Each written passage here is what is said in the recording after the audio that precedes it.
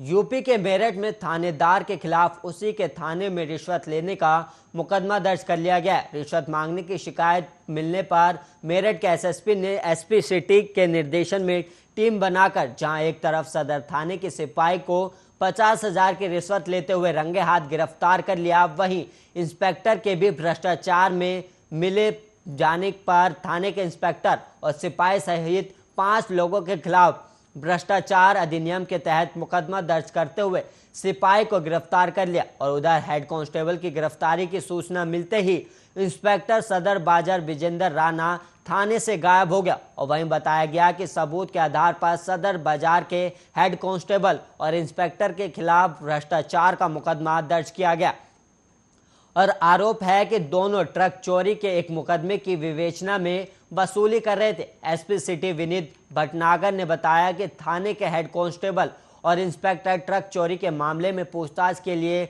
लाए गए खतौली के वकार को छोड़ने के एवज में 1 लाख की रिश्वत मांग रहे थे और 50,000 की रकम पहले ही हेड कांस्टेबल मनमोहन को दी जा चुकी थी और बाकी की रकम हेड कांस्टेबल मनमोहन को दी जानी थी। और खतौली का वकार शाम 4 बजे थाने के बाहर पोस्ट ऑफिस के सामने मनमोहन को बाकी रकम देने पहुंचा।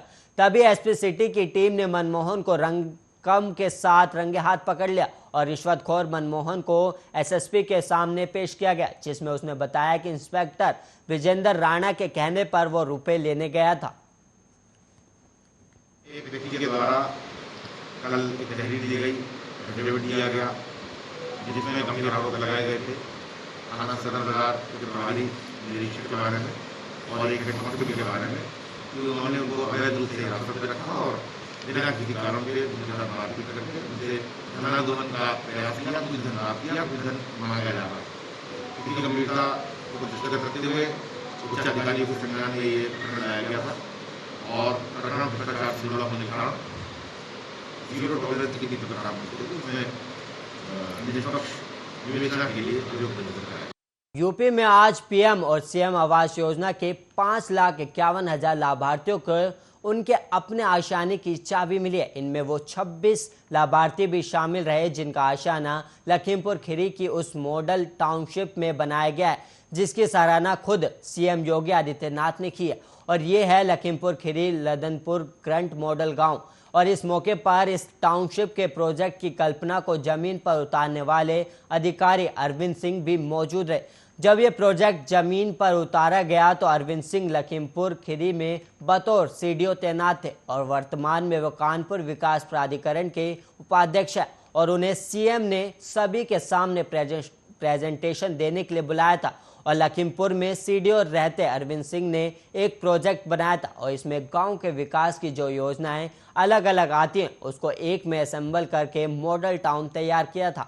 और इसमें प्रधानमंत्री आवास योजना, शौचालय, मनरेगा और ग्राम विकास निधि और अन्य को मिला करके इंटीग्रेटेड मॉडल तैयार किया। और ये प्रोजेक्ट शासन को काफ़ी पसंद आया और इसे राज्य के गांव-गांव में लागू करने की योजना सरकार ने बनाई। और वहीं आज मुख्यमंत्री आवास पर आयोजित कार्यक्रम के दौरान अरविंद सिंह ने इस मॉडल का प्रेजेंटेशन प्रदेश के सभी डीएम और सीडीओ को दिया है।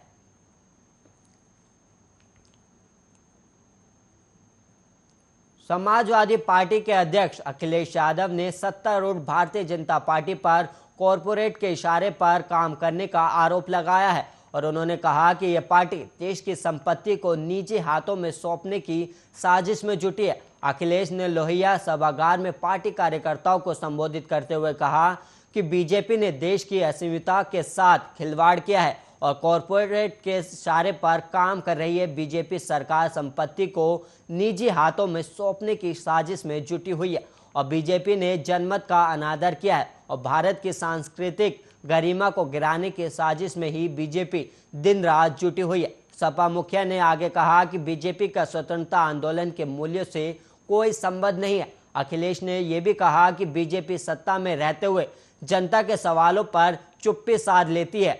बीजेपी आज़ादी की दुश्मन क्यों है और लोकतंत्र में सबका सम्मान क्यों नहीं होना चाहिए, सबको सम्मान अवसर क्यों नहीं मिलना चाहिए, बीजेपी सरकार आंकड़े छिपाती क्यों है और इन प्रश्नों पर बीजेपी का मौन रहना उनके अधिनायकवादी चरित्र को दर्शाता है।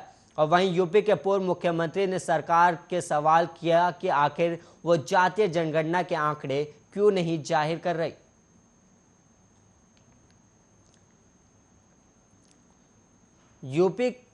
यूपी के फिरोजाबाद जिले में डेंगू कोहराम मचा रहा है। बीते एक हफ्ते में अब तक 40 लोगों की मौत हो चुकी है और मृतकों में बच्चों की संख्या 32 है। और वहीं एहतियात के तौर पर कक्षा 1 से लेकर 8वीं तक के स्कूल 6 सितंबर तक के लिए बंद कर दिए गए। और वहीं सीएम योगी भी इन मौतों को लेकर गंभीर दिखे और उन्होंने सोमवार को फिरोजाबाद जिले का दौरा भी किया था और इस दौरान उन्होंने प्रभावित इलाकों का दौरा किया और साथ ही उन्होंने प्रभावित परिजनों से मुलाकात भी की। आगरा मंडल कमिश्नर अमित गुप्ता ने बताया कि फिरोजाबाद में पिछले एक हफ्ते में करीब 40 मौतें हुई हैं और इन मौतों का प्राथमिक कारण डेंगू लग रहा है। हालांकि अन्य कारणों का भी पता लगाया जा रहा है। और उन्होंने आगे बताया कि हमने संबंधित अस्पतालों को प्लेटलेट्स उपलब्ध कराने के कदम उठाए हैं और इन्हें आगरा से भी लाया जा रहा है। आधिकारिक टीमों द्वारा निरीक्षण किया जा रहा है। और वहीं मंडल कमिश्नर ने आगे कहा कि कुछ मौतें मथुरा में भी हुई है और इन मौतों की वजह डेंगू की ही तरह स्क्रब टाइफाइड बताई जा रही है।